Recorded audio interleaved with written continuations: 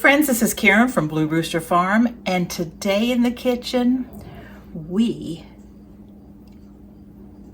are making a fresh apple cake. The apples have finally become ripe on our trees, and I am working up a lot of different things with apples in the kitchen, and I thought we need to make this family favorite. So if you want to see how to make this delicious fresh apple cake, stick around.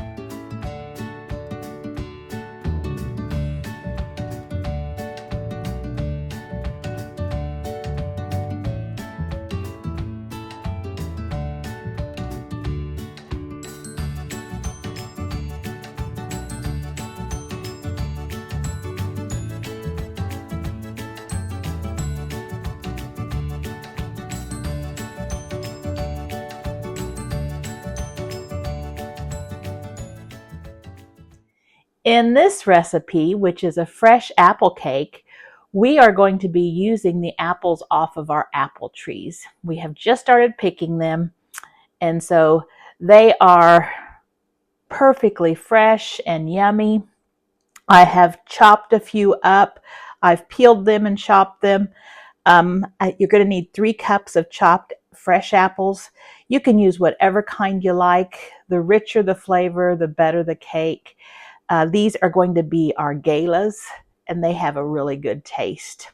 Now, if you put a little lemon juice on them to keep them from darkening while you're peeling and slicing them, it will give it a little more tang, and I usually add just a bit of lemon juice and kind of mix it around because I like that tartness in my cake.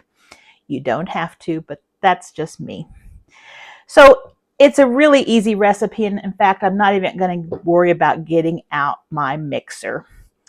One thing, we're going to be putting it in a bundt pan. Now, you can put this in a 9x13 pan without any trouble. I do that a lot. But if you are using a bundt pan, you need to make sure that you grease it well and then flour it, pat it around, get it all covered, and then dump the excess flour out and set it aside. If you don't do that, your cake may stick to your pan and it will tear it up. It will still be yummy, but it may not be picture perfect like you would like. But I make this cake every year about this time, and we really enjoy it. It is one of our family favorites. So let's get started. So the first thing we're going to do is we're going to take our oil, and you're going to need 1.5 cups of oil, whatever kind of oil you like to cook with.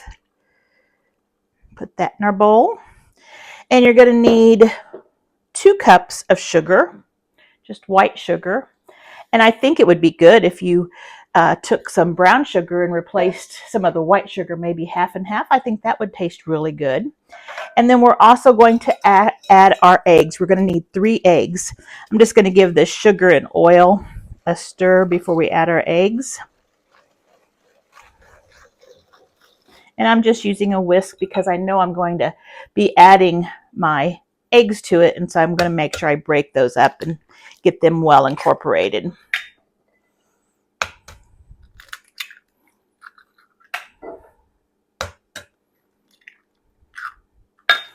Set that aside. And now we're just going to beat those in just to get them broken up and incorporated. You're going to get a really pretty batter starting to form. Okay, now what we're going to do is we are going to put our flour, our soda, our baking soda, our salt, and our baking powder together. So here is 3 cups of all-purpose flour. We are going to need 1 teaspoon of baking powder,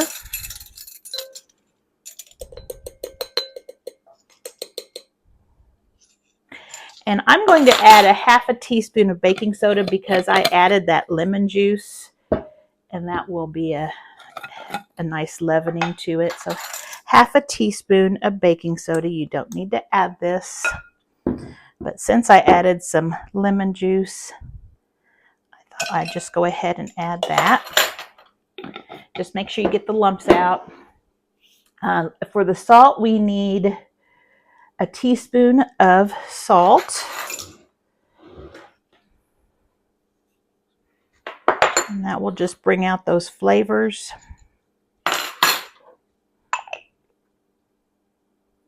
And I think that is it. Yep. All right. Now we are going to take our mixture and we're just going to mix it up a little bit. Just get that salt and baking powder, baking soda all incorporated.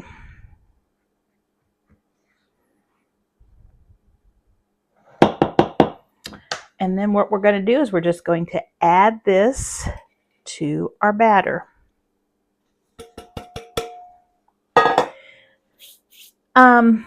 Before I mix this, I am also going to, because I'm not using regular vanilla, you're going to add 2 teaspoons of regular vanilla, but I am using my vanilla paste that I made recently, and I'm hoping to share a video on how I make vanilla paste. It is so good. And it takes the same amount as your vanilla, so I'm going to add 2 teaspoons. The reason I'm adding it now is because it's thicker than vanilla, and I just want to make sure it gets incorporated well. If I wait to add it to the batter, it might be not mixed as well. So it's just a really thicker, kind of like syrup. It is thicker, so I am putting it in now before I mix. And it's strong. It's got vodka in it, so it's strong. All right, so we've got the 2 teaspoons of vanilla in there. So now I'm just going to take, and I think I'm going to switch my whisk out for just a spoon. It's going to start getting thick. And we're just going to mix that in.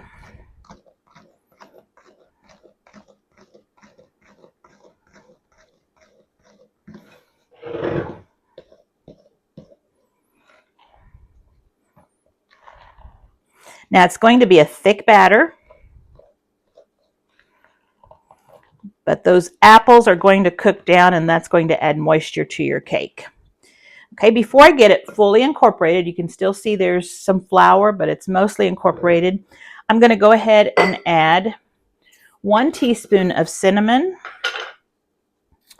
And let me get a new teaspoon because that one's got vanilla all over it.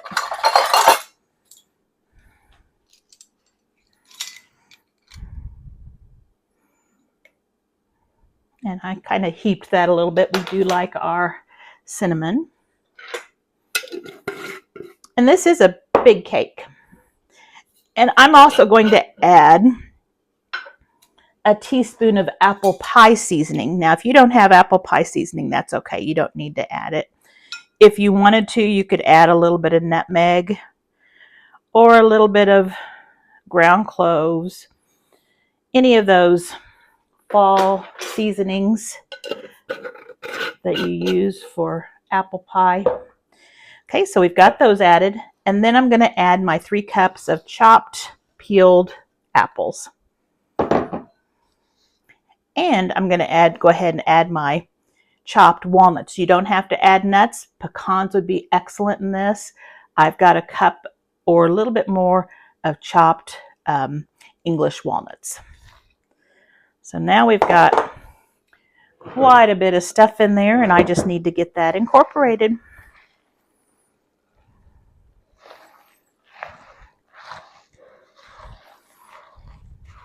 It smells really, really good. And this is just reminding me of fall and the end of summer. I'm going to miss summer, but I look forward to fall. That's one nice thing about living in the Midwest. We get all 4 seasons, and just when you're getting kind of tired of one, the next one comes along, and it's so nice to have those changes. Okay, and all you want to do is just make sure there's no flour and everything's mixed up pretty nicely. You don't want to over mix it. Now we're going to put it into the bundt cake pan. Get all that stuff off of that spoon. We don't want to waste that good stuff. And we are going to give us a little room here.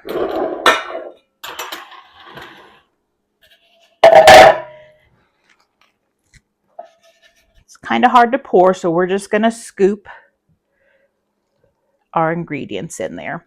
Now you do need to have a large bundt pan. If your bundt pan is not very big, you can go ahead and put your batter to about 2/3 full, 2/3, 3/4 full. And then the rest of the batter can go into a smaller pan. And you would just have a little cake that maybe you could freeze or share with a friend.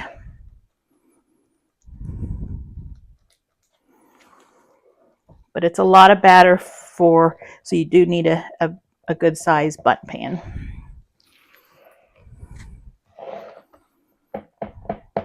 I have one that's actually stoneware, and it would be too small. It's really pretty, and it makes really nice bundt cakes, but you would use part of the batter and then put the rest of it in another pan.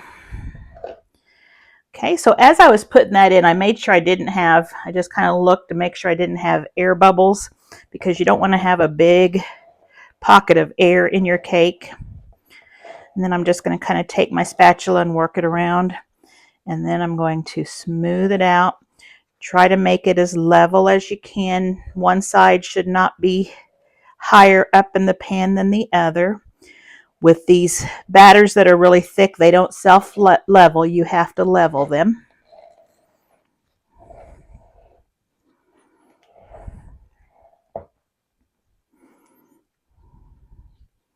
And that looks good. So we're going to put this in an oven that is at 325, and it's going to take about an hour and a half. So I will bring you back when I take it out of the oven, and then we'll let it cool, because you can't take it out right away. And then we'll turn it out onto a platter and see how good it tastes. I'll see you back in a minute. I have just taken my apple cake out. It took about an hour and 20 minutes, so it didn't take quite the hour and a half. But when you take a sharp knife and insert it, it should come out pretty clean.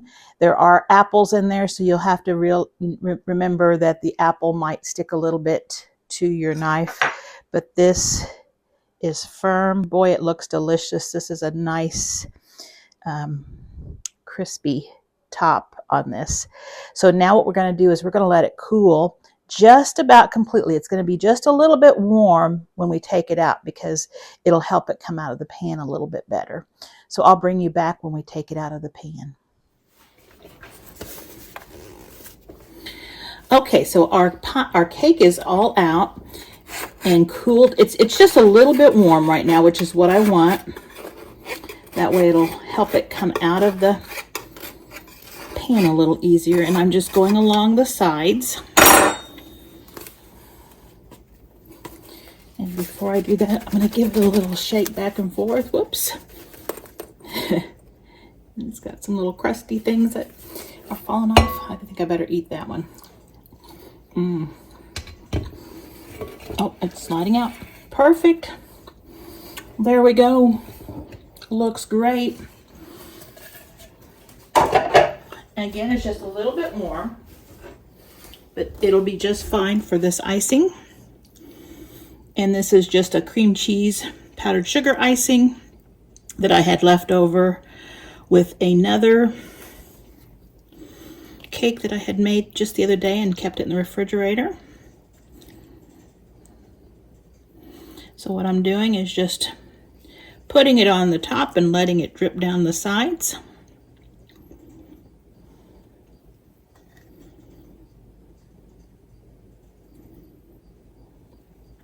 And it'll start dripping in just a second. Get it on there first.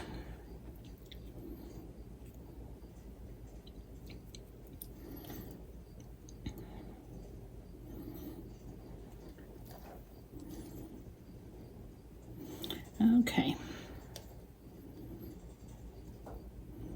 Let's see how that does. So we're just going to, on the top, just kind of let it roll down the sides.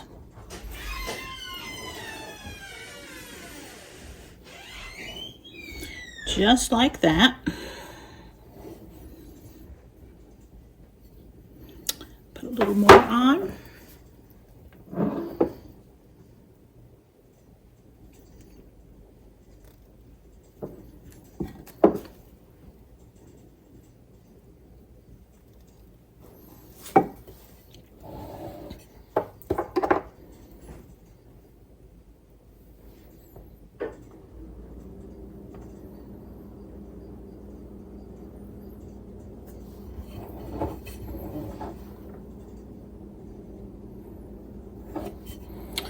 I think we're going to leave it like that and just let it go ahead and slide down the sides. Keep that cake in the center. I think we're going to sprinkle it with a little bit of a fall mix of leaves.